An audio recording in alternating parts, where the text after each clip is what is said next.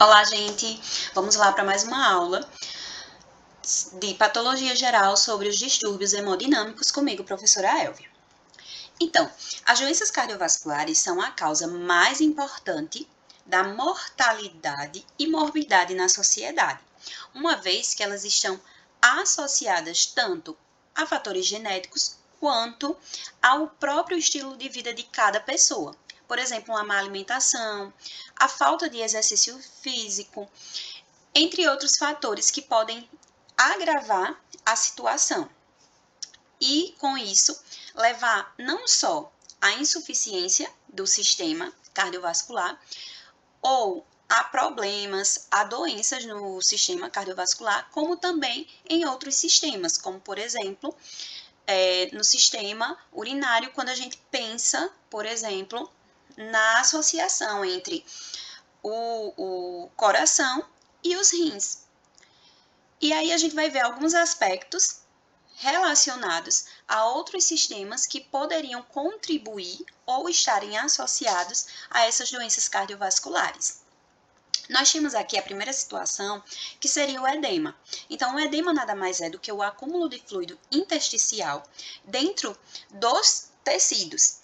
E ele está associado à formação de um inchaço que acontece, no geral, nos membros inferiores.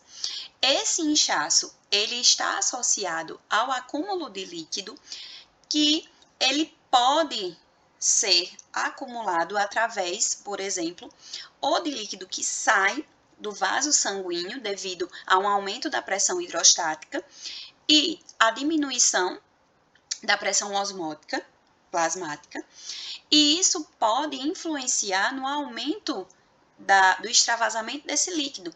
E com isso, muitas vezes pode sobrecarregar os vasos linfáticos. Uma vez que esses vasos linfáticos estão sobrecarregados, eles podem também inflamar e não vão conseguir drenar o líquido que está acumulado. E aí, esses distúrbios, né, que afetam as funções cardiovascular, renal ou hepática, eles geralmente são marcados pelo acúmulo de líquido nos tecidos, que aí são chamados de edemas, ou ainda nas cavidades corporais fechadas, que aí eles receberiam o nome de efusões. Então, quais seriam basicamente as causas fisiopatológicas de edema ou do edema? A pressão hidrostática aumentada, onde vai implicar no retorno venoso, a dilatação arteriolar, ou seja, com o aumento da pressão hidrostática, a tendência é que o vaso sanguíneo, ele dilate. E aí, o sangue, ele não consegue fazer o seu retorno. Como assim? A gente tem que entender que o sistema cardiovascular e o sistema circulatório, ele é um sistema fechado. Então, o sangue que sai do coração rico em gás oxigênio, ele vai ser enviado para os tecidos, mas o sangue ele vai ter que retornar rico em gás carbônico, que é retirado dos tecidos, é retirado ali dos órgãos, enfim, para retornar para o coração, para ser enviado para os pulmões, onde haverá ali a troca gasosa nos alvéolos. A gente tem ainda outra situação, que seria a pressão osmótica plasmática reduzida. Então, a gente teria também uma pressão que ela ajuda tanto nessa questão da dilatação, como também no comprometimento do retorno venoso. Nós teríamos também associados a essas causas fisiopatológicas a obstrução linfática, uma vez que a região do tecido ela pode estar com um inchaço muito grande e sobrecarrega o meu vaso linfático. A retenção de sódio, porque o organismo ele não vai conseguir reabsorver e, como consequência, vai gerar um processo inflamatório. E aqui a gente tem 3 pontos extremamente importantes que podem levar, né, o edema a ser considerado algo sistêmico, uma vez que ele pode estar associado a uma insuficiência cardíaca, uma insuficiência renal e uma diminuição na produção de proteínas. Nós temos aqui, por exemplo, A insuficiência cardíaca, quando ela está associada aqui, ó, ao aumento da pressão hidrostática, levando à formação do edema, diminuição no fluxo sanguíneo indo para os rins. Como consequência, ele vai ativar o sistema renina-angiotensina-aldosterona para tentar regular aqui essa retenção de sódio e água. E com isso vai haver o quê? Um aumento no volume sanguíneo na região onde formou-se o edema. Em relação à diminuição na síntese, né, hepática, vai diminuir a quantidade de albumina plasmática, que é uma das principais proteínas que estão presentes no sangue. E aí, com a diminuição da albumina, vai também diminuir a pressão osmótica. Com essa diminuição da pressão osmótica plasmática, formação do edema.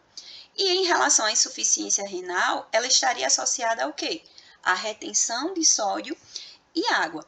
Então, para que a insuficiência renal ela deixe de existir, é necessário que a ativação do sistema renina-angiotensina-aldosterona ele seja reestabelecido para que os rins eles consigam novamente reabsorver, na verdade, o sódio e a água, para que o edema ele não se prolongue, ou seja, ele deixe de existir e os vasos linfáticos consigam drenar aquele líquido que está acumulado nos tecidos.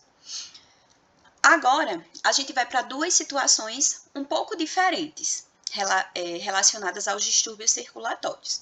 A gente tem a hiperemia e a congestão. O que seria cada um deles? Primeiro, a hiperemia ela é considerada um processo ativo.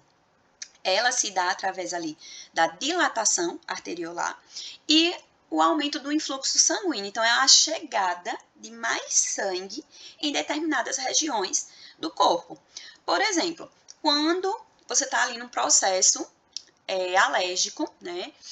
Que você teve contato com alguma substância que fez mal ali no seu corpo e, de repente, sua pele começou a ficar toda avermelhada. Então, a gente tem aqui um processo ativo, uma vez que aumentou a chegada de sangue naquela região. Em contrapartida, a gente também tem a congestão, e a congestão é muito mais simples de entender do que o que a gente imagina. Por quê? Porque ela é dita que ela é um processo passivo. E o que é que vai estar comprometido? O fluxo de saída. Então, por mais que tenha ocorrido uma dilatação do vaso sanguíneo, o que é que vai acontecer? Ele dilatou tanto que não consegue ali ter um retorno do sangue. Então, ele fica ali acumulado no vaso. Isso é um exemplo clássico de, por exemplo, as varizes, né? Elas acabam tendo ali não deixa de ser um processo, né, também inflamatório. Então, haverá ali uma dilatação, o sangue ele fica acumulado e ele não consegue sair. Então, o fluxo de saída do sangue, ele fica impedido. A gente tem aqui um exemplo de congestão, o fígado, né? Nesse caso aqui é a congestão passiva crônica, acompanhado também de uma necrose hemorrágica. Então, imaginem que esse vaso ele dilatou, houve ali uma hemorragia, ou seja, um extravasamento de sangue naquele tecido. Com isso, as células morreram e ali também houve um processo de necrose, uma necrose hemorrágica. Aqui, se a gente observar essa região mais central, é a região onde tem ali as células mortas, ou seja, as células necrosadas. A gente ainda vê alguns pontos aqui com fragmentos de núcleo, e aqui seria a região que ainda, né, tem algumas células, ainda que ainda não passaram, né, pelo processo completo de morte celular, e aqui a gente não consegue ver mais uma uniformidade dessas células. Aqui a gente tem a imagem do fígado em noz moscada, que ele tem o aspecto, né, de noz moscada, e aqui cada ponto avermelhado desse representa justamente a questão do sangue, né, que ficou aqui retido no tecido, causada através dessa congestão passiva crônica. Nós temos ainda outra situação bastante interessante relacionada ao distúrbio circulatório, que seria a hemorragia. Então, o que é hemorragia? Simples, extravasamento de sangue. Quando é que eu posso considerar uma hemorragia como sendo um hematoma? Quando ela fica retida no tecido, que a gente vê aquela coloração estranha, ou melhor, avermelhada ou escurecida. E depois ela vai tendo colorações diferentes, que vai do roxo, verde, amarelo, até o tecido ele retornar para a sua cor normal, para a sua coloração normal. O hematoma ele também pode receber algumas classificações, ou seja, denominações: hemotórax, hemopericárdio, hemoperitônio ou hemartrose. Isso tudo vai depender da região onde está presente esse hematoma. Se for no tórax, hemotórax; se for no pericárdio, hemopericárdio; se for no peritônio, hemoperitônio; se for em alguma articulação, hemartrose. Ele também é classificado quanto ao seu tamanho. No geral, ele pode ser chamado de petéquia, quando ele pode chegar até 2 milímetros de diâmetro, púrpuras até 5 milímetros de diâmetro, e equimoses, aí vai de 1 a 2 centímetros, mas tudo depende muito do trauma que aquele tecido ele pode ter sofrido. Então, a equimose ela pode ser claramente maior que 2 centímetros. Aqui nós temos a imagem, né, de uma hemorragia petequial causada por uma trombocitopenia, ou seja, a formação de um trombo, ele causou uma hemorragia. E cada ponto desse aqui vermelho, ele representa uma petequia. Aqui a gente tem a hemorragia intracerebral, ou seja, toda essa parte aqui do cérebro é justamente a região onde houve, né, o extravasamento de sangue, e logicamente ele vai ficando ali avermelhado, escurecido, por conta da sobrecarga do mesmo.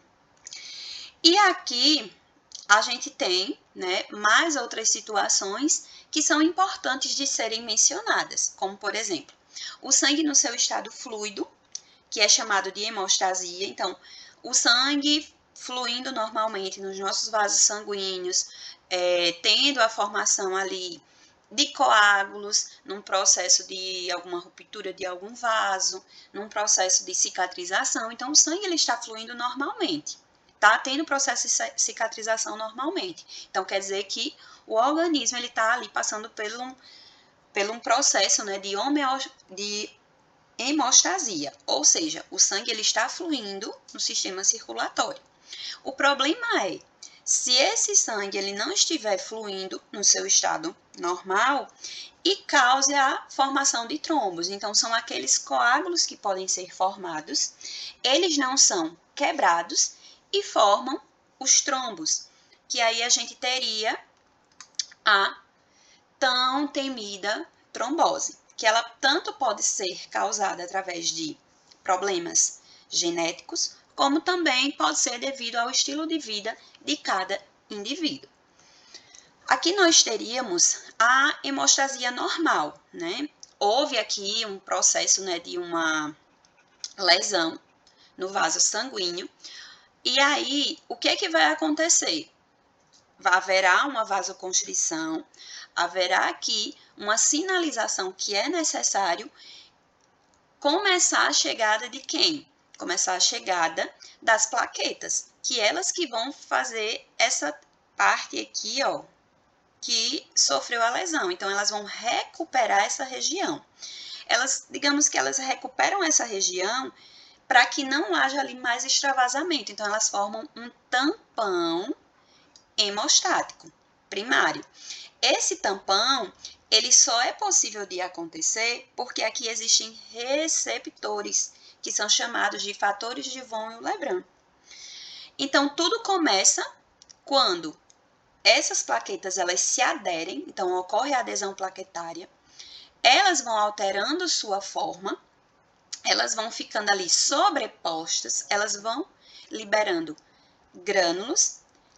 Esses grânulos que vão sendo liberados, eles vão ativando o recrutamento de mais plaquetas.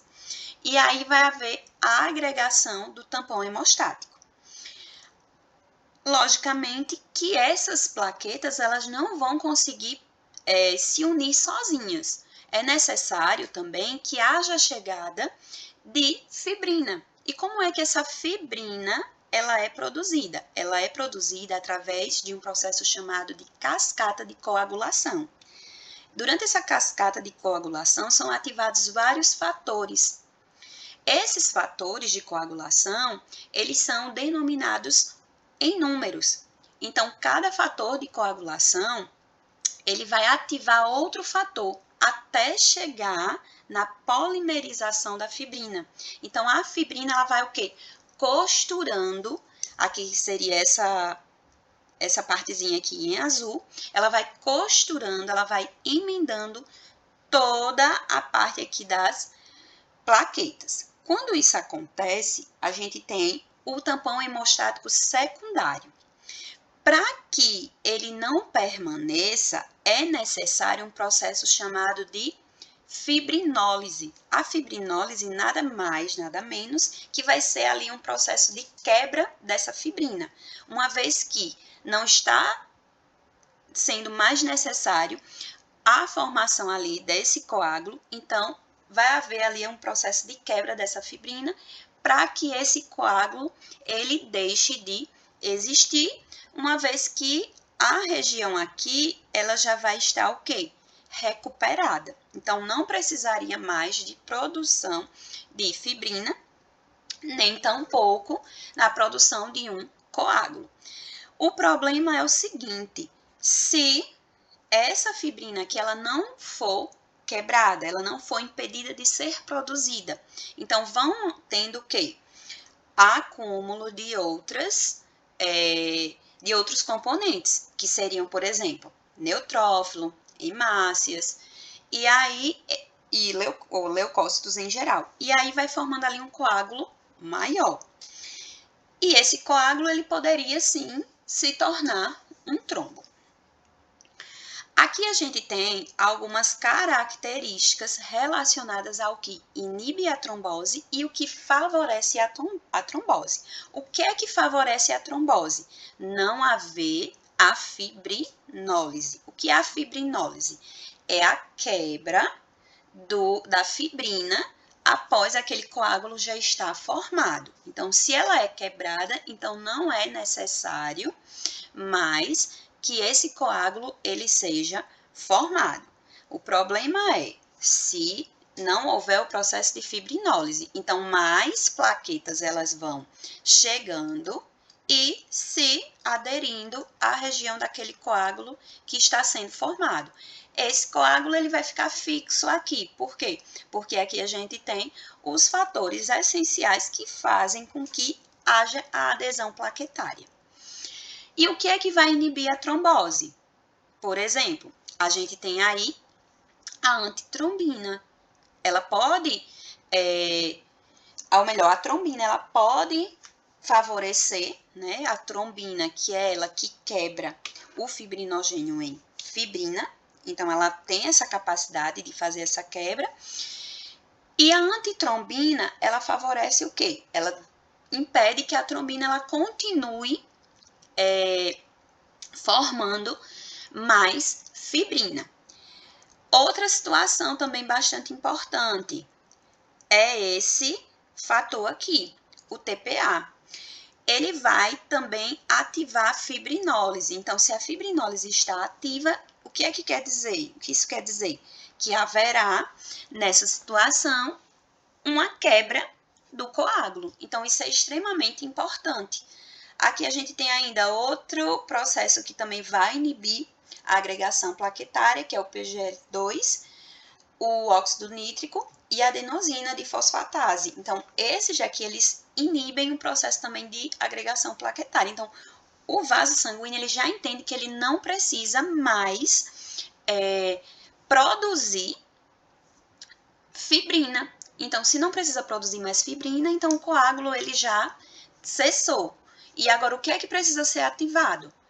A fibrinólise. Então, a fibrinólise sendo ativada, quebra de fibrina, como consequência, coágulo já vai estar ali sendo quebrado, não precisa mais ele se estender.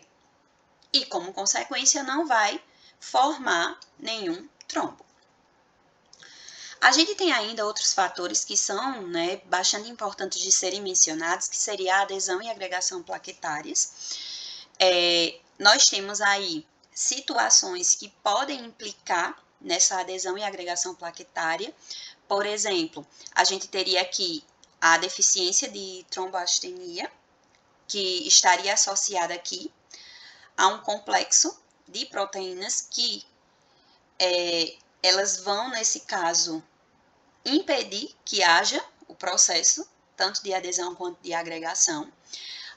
Outro fator que poderia também ser defeituoso, o fator de von Willebrand, que aí causaria deficiência, conhecida também como doença de von Willebrand. Então, sem esse fator, sem esse receptor, as plaquetas elas não conseguem se aderir, e se elas não conseguem se aderir, não vai ser possível formar um coágulo. A gente também tem aqui a deficiência, né, que seria a síndrome de Bernard-Soulier, que estaria associada à agregação plaquetária. Então, são várias situações que são relacionadas a fatores genéticos que podem implicar na adesão e agregação plaquetária. Isso daí implicaria em quê? Ou numa adesão exacerbada e agregação exacerbada, ou então na ausência de coagulação no organismo. E aqui a gente tem a cascata de coagulação que eu mencionei anteriormente. Então, são uma série de fatores de coagulação que estão associados para executar reações enzimáticas e formar, no final de tudo, a fibrina, que vai fazer com que haja a formação do coágulo. Nós teríamos aqui duas situações, a via intrínseca e a via extrínseca. A via extrínseca ela está associada a um fator tecidual, então há um estímulo externo. A via intrínseca seria aquela que inicia desde o fator 12 até a formação da fibrina. A fibrina ela só vai ser formada se eu tiver aqui, ó, a trombina. Então, a trombina ela vai formar aqui, ó, ela vai quebrar o fibrinogênio em fibrina. E aí a gente vai ter a ativação plaquetária, a gente vai ter efeitos pró-inflamatórios sendo ativados por meio de quem? Da cascata de coagulação. Então, são várias proteínas com função enzimática que vão contribuir para o processo de formação de fibrina e, como consequência, formação de um coágulo. E aí a gente vai para a trombose. Quem é a trombose? Né? A formação de trombos. Então, a gente tem aí a tríade de Vichot. O que é essa tríade de Vichot? Nós temos aqui a lesão endotelial, o fluxo sanguíneo normal e a hipercoagulabilidade. O que é cada um deles? Primeiro eles estão associados à trombose. A lesão endotelial, então, seria aquela lesão nas células do vaso sanguíneo. O fluxo sanguíneo normal, ele se deve através ali de um problema que aconteceu no vaso sanguíneo. E a hipercoagulabilidade, ela vai se dar através do fluxo sanguíneo normal e da lesão endotelial. Então, a tríade de Vichot, ela coloca essas três características para a formação de um trombo, ou seja, para o processo de trombose. Aqui a gente tem os trombos murais, que são aqueles que são localizados em câmaras cardíacas ou até mesmo no lúmen aórtico. Aqui a gente tem um trombo formado em ápices ventriculares, tanto esquerdo quanto direito. Aqui a gente tem o aneurisma aórtico abdominal, que seria o AA, que ele se deu através da formação de um trombo que fez com que houvesse ali uma ruptura, ou seja, uma dilatação maior causando ali a ruptura do arco aórtico. A gente tem ainda aqui uma arteríola trombosada, então toda essa estrutura aqui é um trombo rico em fibrina, onde cada partezinha aqui mais escurecida, ela representa a fibrina. Então, a fibrina ela é extremamente importante para a formação do trombo. Então, sempre associe fibrina à formação de um coágulo. E aí, quanto mais fibrina sendo produzida, então mais adesão plaquetária irá acontecer. E os trombos, eles chamam a atenção clinicamente quando eles conseguem obstruir artérias ou veias, ou podem dar aí origem a êmbolos, que seria justamente aquele desprendimento do trombo, podendo chegar em outra região do corpo, através, logicamente, dos vasos sanguíneos. Aqui a gente tem o êmbolo, que é considerado uma massa sólida, líquida ou gasosa, que consegue ser transportada pelo sangue para um local distante do seu ponto de origem. O clássico é a embolia pulmonar, que é aquele êmbolo que é derivado de um trombo venoso profundo, ou seja, um TVP, da extremidade inferior em um ramo da artéria pulmonar. Então, aquele trombo que foi formado lá na panturrilha, ele conseguiu chegar até os pulmões, através do fluxo sanguíneo. A gente tem ainda os êmbolos, que podem ser formados, por exemplo, na medula óssea. A gente tem aqui, né, a circulação pulmonar, então os elementos celulares ao lado esquerdo do êmbolo são células hematopoéticas e os vacúolos claros, eles apresentam o tecido adiposo medular. Então, o tecido adiposo, ele pode ser considerado ali um líquido que pode acumular na medula óssea e causar também um êmbolo. O líquido amniótico, ele também pode causar pode também causar êmbolos nas arteríolas, pulmonares, e aí justamente por conta de algum processo ali inadequado que houve durante a gestação. E a gente ainda tem o tromboembolismo, esse termo, né, tromboembolismo sistêmico, que ele pode estar associado, seja com a embolia do líquido amniótico, seja com a embolia gordurosa, seja com a embolia aérea. Então, quando a gente fala de embolia aérea ou gasosa, está associado a procedimentos cirúrgicos que acabaram entrando ar nos vasos sanguíneos, a uma injeção que pode ter sido administrada de forma incorreta, e aí pode ter ido alguma bolha de ar, e há situações corriqueiras que podem ser ali erros ou causados por algum profissional ou até mesmo o organismo ali pode contribuir para esse processo. E aí a gente tem os infartos.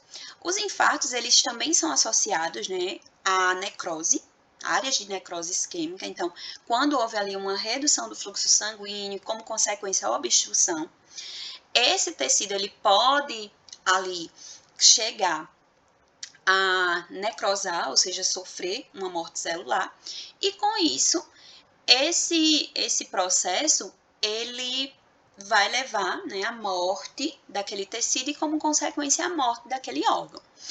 Os infartos, eles são classificados com base na sua cor, desde um infarto vermelho, um infarto branco ou um infarto séptico, e eles estão associados também à quantidade de fluxo sanguíneo. Um infarto vermelho é aquele infarto hemorrágico, um infarto branco é aquele infarto anêmico, ou seja, com redução ali de chegada de sangue. O séptico ou brando é aquele que está associado também a uma infecção microbiana. Então, toda vez que a gente fala de séptico, vocês têm sempre que associar, ele estará associado a uma infecção, ou seja, a presença de um micro-organismo. E aqui a gente tem o infarto vermelho e branco. O vermelho é aquele que é o infarto hemorrágico. Nessa situação aqui, a gente tem um infarto pulmonar. Nessa outra situação, nós temos um infarto pálido no baço.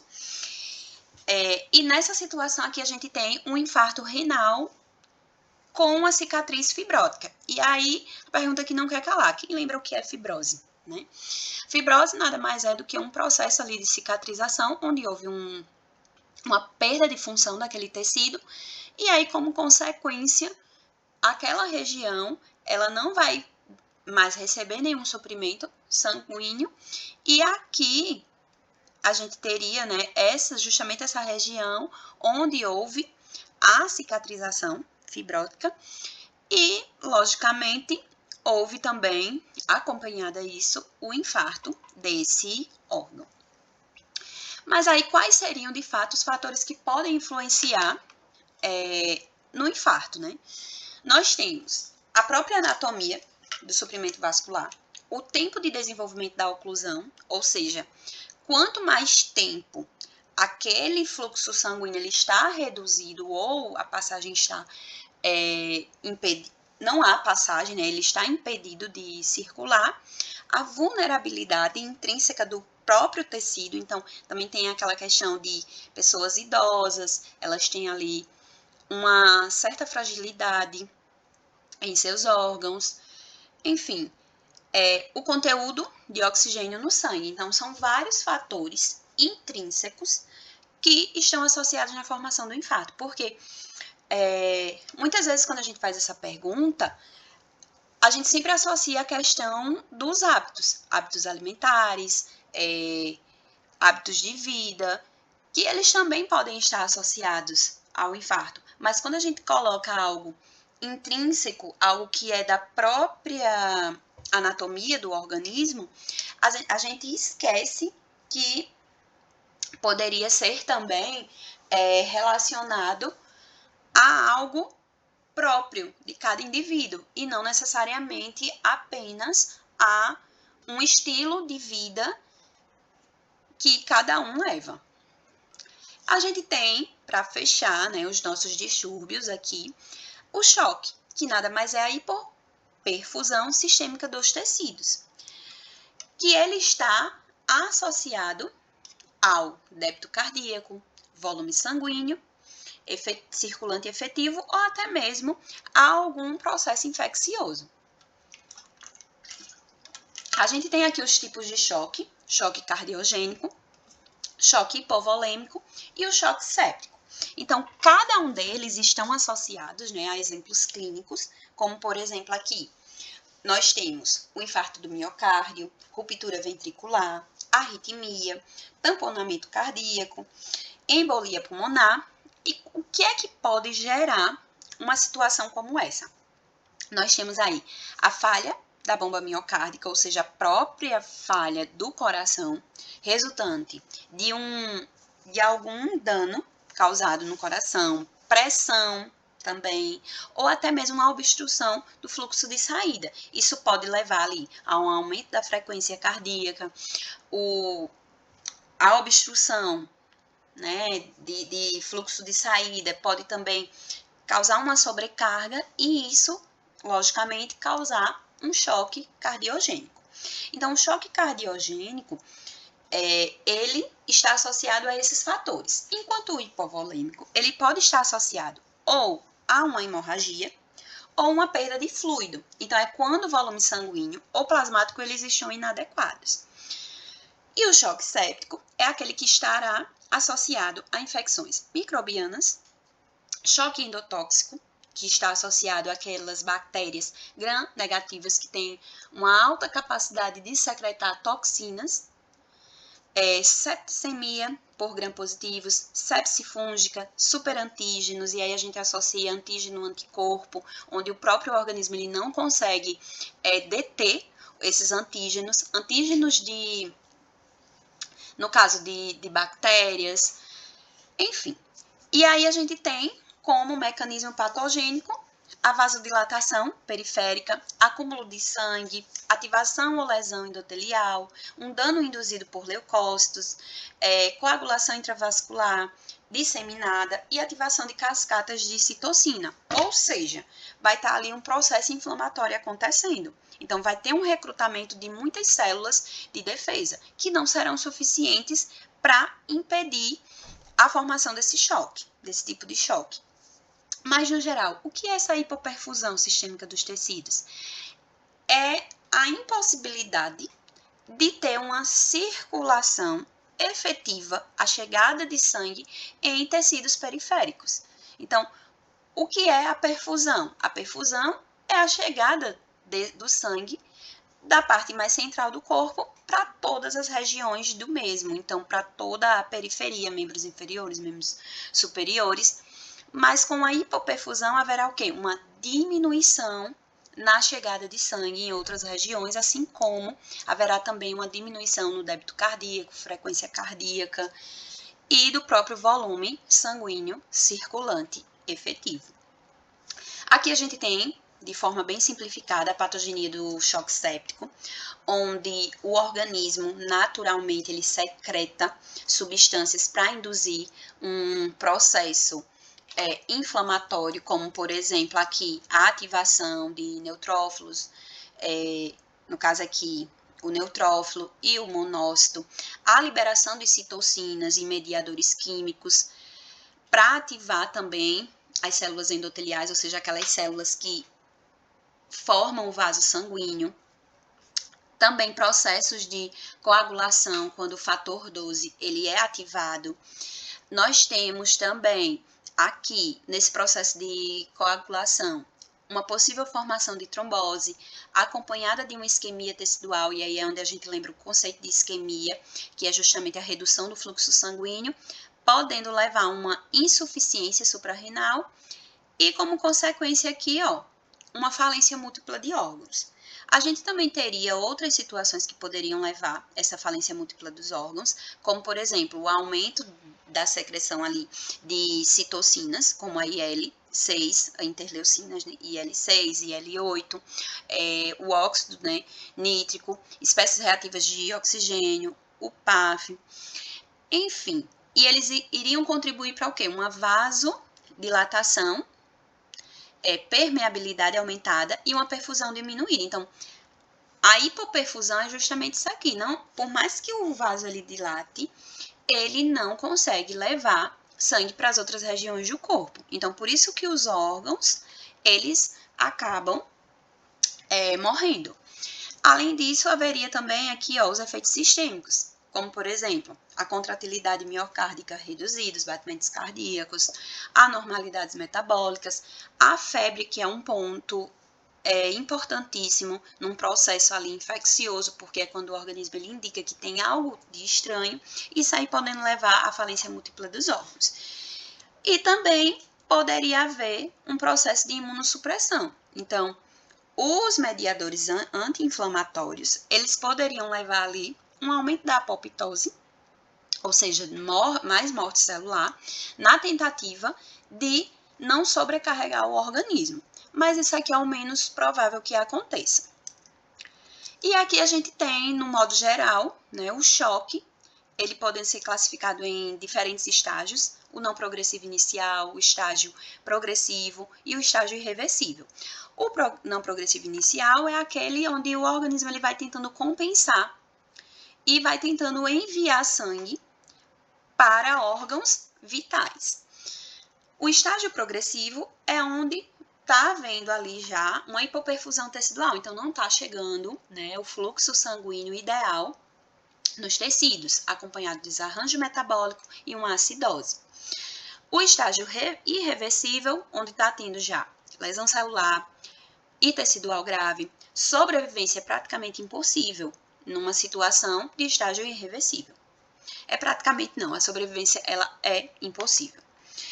E aqui nós temos as consequências clínicas. Qual é a diferença entre os dois choques, ou melhor, entre os 3 choques? Nós temos aí uma particularidade em relação ao hipovolêmico e o cardiogênico, onde o organismo do paciente ele apresenta hipotensão, pulso fraco e rápido, taquipneia, que aí seria a questão do aumento, né, da frequência respiratória, pele cianótica, então é onde o organismo ele vai estar ali com a sobrecarga, e o tecido, os tecidos, né, eles vão, a superfície da pele vai ficando mais azulada, fria e pegajosa.